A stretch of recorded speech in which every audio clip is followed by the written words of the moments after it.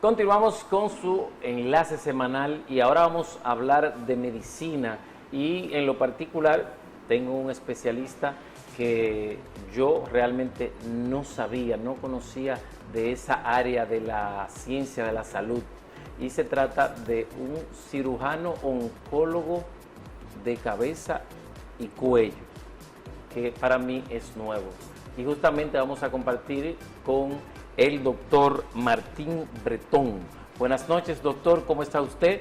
Y empecemos por ahí, ¿verdad? Saludos, bienvenido, doctor. Buenas noches, ¿cómo están? Un placer para mí estar aquí con ustedes compartiendo. Doctor, ¿de qué se trata su especialidad para que los amigos televidentes puedan saber? Porque que yo sepa, en lo particular, yo no conocía esa especialidad.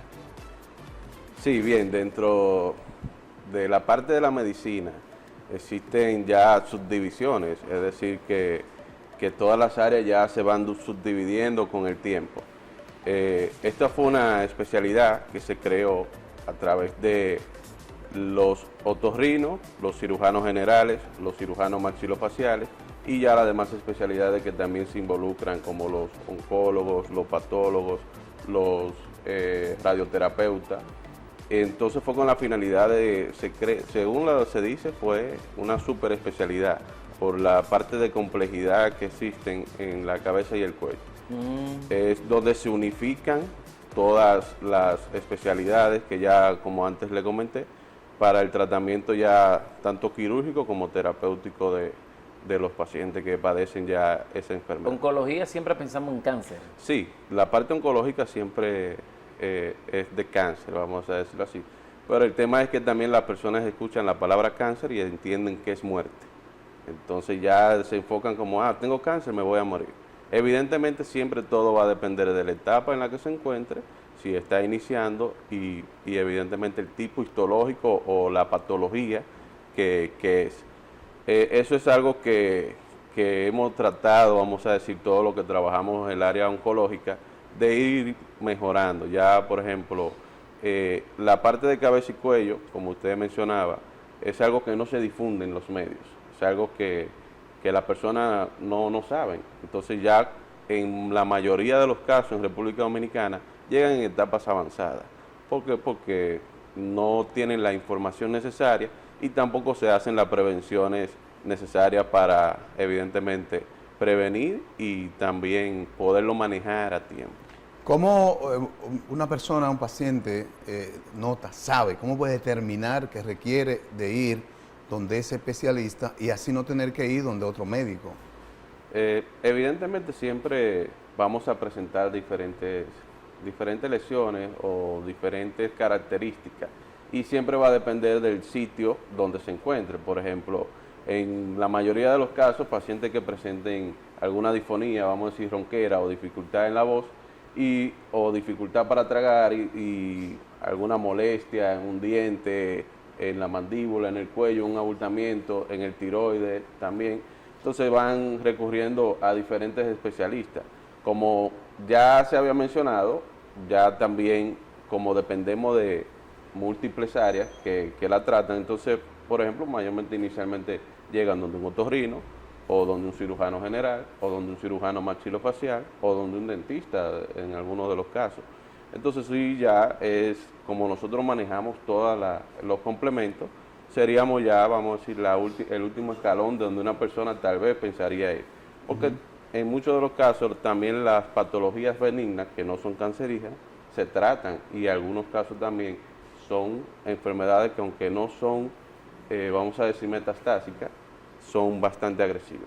Yo veía, y por eso me llamó la atención y quisimos invitarlo, porque una reconstrucción de la parte de la mandíbula ustedes realizan y en el país aparentemente no es tan común ese tipo de cirugías. No, la parte reconstructiva no, pero la parte de la cirugía como tal sí. En realidad realizamos la primera cirugía en la Clínica Unión Médica de un colgajo microvascularizado. ¿Eso en qué consiste? Eso consiste en la reconstrucción con un hueso del peroné, en este caso, para reconstruir la mandíbula. En pantalla estarán viendo las imágenes de una paciente que se sometió a una cirugía para la parte reconstructiva, porque ya en el inicio le habíamos realizado una hemimandibulectomía, es decir, cortamos el hueso de la mandíbula, Sí. en este caso por un tumor benigno, pero con comportamiento agresivo. ¿Qué hicimos en esto? Bueno, se reconstruyó con una placa de metal, pero con el tiempo se fatigó, los tornillos se salieron y entonces tuvo la complicación de que ya no estaba funcional. Y no tampoco tenía la característica de que se pudiera realizar una reconstrucción o una rehabilitación oral, o sea, es decir, que pudiera tener su diente y estéticamente también verse bien. ¿Qué hacemos? Bueno, tomamos el hueso de la pierna, del peroné, con los vasos sanguíneos. Entonces, por eso es la novedad de por qué, si es una reconstrucción que mayormente se hace. No, lo que hicimos fue que tomamos el hueso con los vasos sanguíneos, lo pusimos en el defecto óseo que tenía en la mandíbula, y anastomosamos, o sea, conectamos los vasos sanguíneos para que pudiera tener el flujo y ya hacer su función como ósea normal. Decirlo como que es fácil, pero si vamos al detalle y al procedimiento, yo entiendo que tiene ciertos niveles de delicadeza y de complejidad. Sí, claro. Tiene ciertos niveles tanto de delicadeza, de complejidad y de complicaciones, porque en algunos casos pudiera fallar el colgajo, o sea, no tener la funcionalidad que se quiere, y entonces tendríamos que retirar. Esas son complicaciones propias que pueden venir como todos los procedimientos quirúrgicos. Y la extracción de la otra parte del cuerpo para llevarle entonces a sí, igual también es el mismo complemento. O sea, mayormente toda la parte oncológica se trata de manera multidisciplinaria. No estamos diciendo que una sola persona es la que se encarga. Siempre contamos con un equipo que es el que lo colabora, y muchas veces tiene que ser otro colega igual del mismo ámbito por lo menos. Usted hablaba de la primera cirugía que se hace en Unión Médica en ese sentido, y en el país eso es común en otros lugares. No, que yo tenga conocimiento, solamente se ha hecho otra cirugía de esa envergadura que se hizo en la clínica Corominas, con el mismo equipo que trabajamos, que fue el doctor Genao, la doctora Sue y los demás compañeros, donde sí ya se realizó en el 2014 esa cirugía. Pero ya después de ese tiempo, que me quede constancia, no se ha realizado. En el caso, doctor, de la mandíbula, superior, inferior, así, ¿verdad? Sí. Es más común en la inferior, No, que se den o esos sea, casos. el término es, por ejemplo, maxilar superior y maxilar inferior, Okay. que era lo que se denominaba antes. Entonces ya ahora en los nuevos tiempos se Sí. son maxilar superior El y inferior. mandíbula. Ya cada vez que hablamos Sí. de mandíbula, Es todo se el va a conjunto. hacer solamente Sí. la parte de abajo. Ok. Entonces, ¿en cuál de las dos es que más, cuando se produce la necesidad, el requerimiento de una cirugía, una intervención quirúrgica? No, o sea, siempre va a depender. La parte reconstructiva, o sea, es más frecuente las lesiones en la parte ¿Pero mandibular. eso es estético o simplemente, cómo ocurren esa...? No, es un concepto tanto estético, porque también tenemos que entender la parte de funcionabilidad. O sea, no es que me voy a ver más bonito.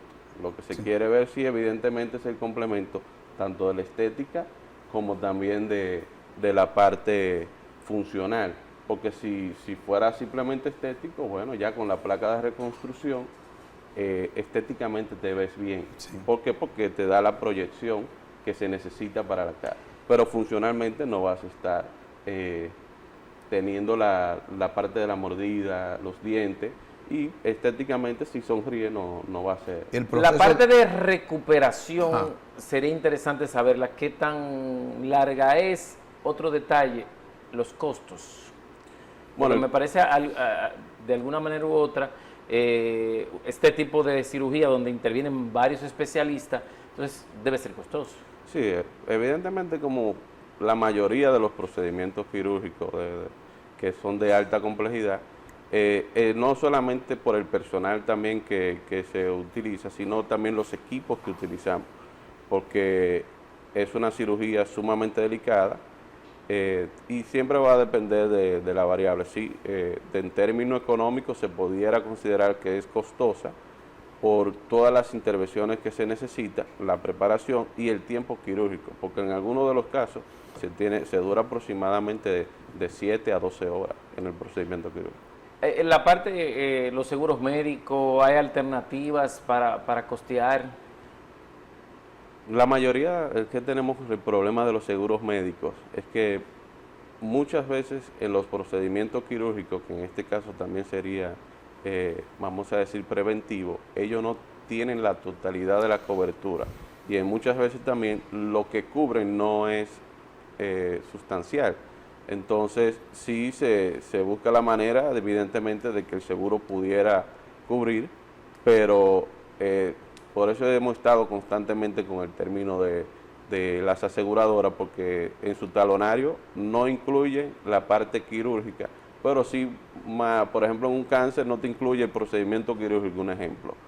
Pero entonces sí te cubre la parte ya del tratamiento de una enfermedad que haya avanzado. O sea, la parte preventiva no la estamos teniendo en cuenta, o curativa en este caso. ¿Pero hay alternativas para los pacientes? Sí, siempre existen las alternativas de que puedan las aseguradoras cubrirle, pero también en la parte de cabeza y cuello no tenemos tantos códigos habilitados. Entiendo que pudiera ser por el término de que como no hay tantas personas que manejen esa área, las aseguradoras no lo tienen. Y siempre va a depender también el plan específico que tenga el paciente. Una cosa, doctor, porque nosotros nos estamos preguntando de esta especialidad del inicio y qué tanta demanda hay de estos casos que ustedes están llevando en el día a día. No, es que el cáncer de cabeza y cuello, en mi parte, vamos a decir particular, dentro del área o de la escuela que vengo, que es de la maxilofacial, soy el pionero o el único hasta este momento que ha hecho su especialidad de cáncer de cabeza y cuello o cirugía oncológica de cabeza y cuello. Y entonces yo abarco todo, o sea, no todo lo que tenga que ver con cabeza y cuello. Hago la tiroides, la laringe, la parte ya también de las mandíbulas, las glándulas salivales, la vía aérea, digestiva superior completa sería la palabra. Entonces, sí existe una gran demanda, pero como le explicaba, el término es que llegan en algunos casos en etapas avanzadas y no pueden ser en ese momento una intervención quirúrgica. ¿Por qué? Porque la han dejado avanzar demasiado. O en algunos casos entonces tenemos que hacer una cirugía más mutilante. Sí tenemos muchos casos en este país.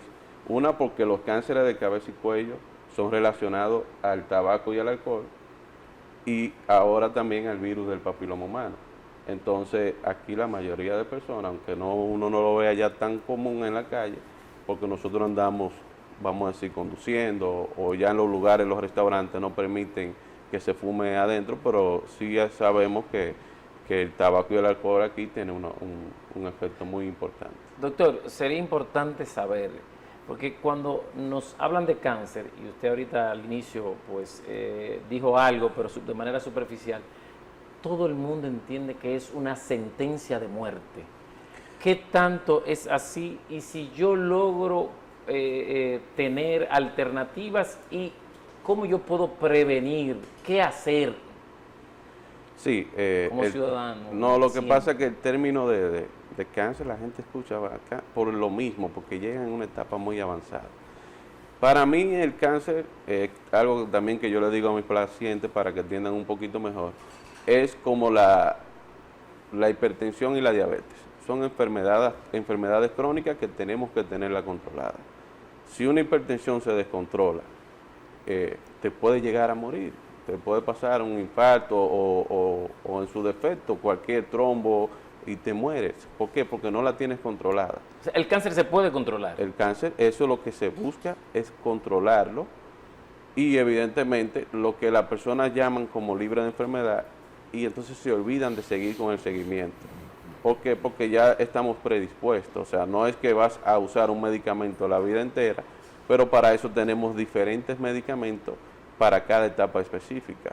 Ya, por ejemplo, una etapa temprano, en cabeza y cuello solamente tenemos, vamos a decir, 2 armas curativas. O sea, 2 cosas que te pueden curar o controlar la enfermedad, que es la cirugía y la radioterapia. Pero tenemos el complemento de la quimioterapia.